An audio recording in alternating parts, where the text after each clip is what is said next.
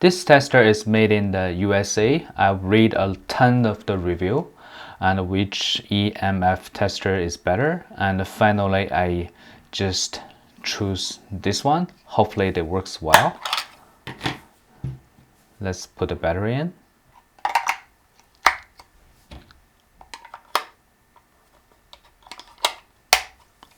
Okay, just like this. I'm looking for the RF, so let's turn it on. So sometimes you're just concerned that, for example, if you have a headache, you don't know why, or you're just thinking about something, maybe too much radiation to you. So let's do a test. So this is my cell phone that I put into the flight mode.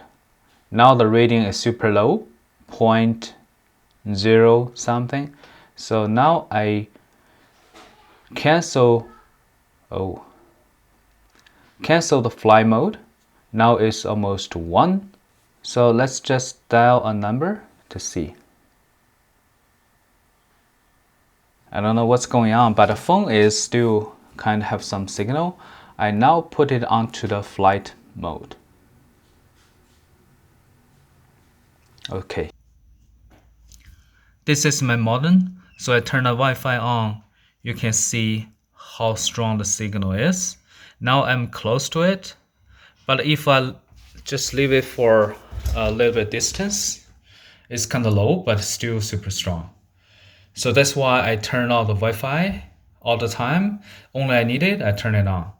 I don't know how much damage gonna make to you or your kids, but definitely you see it's almost peaking. It's not a good sign. And now I'm gonna turn off to see how strong it is. So now I turn off the Wi-Fi. You see what's the difference.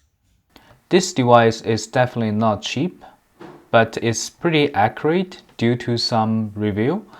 And the reason I bought this is because I want to know in my home where is the most radio frequencies going on. I know how to control it.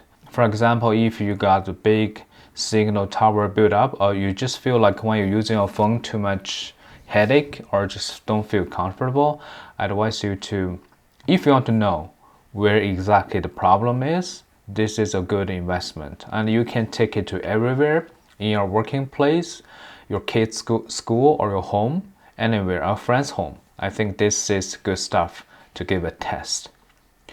Alright, hopefully this video is helpful. Thank you for watching.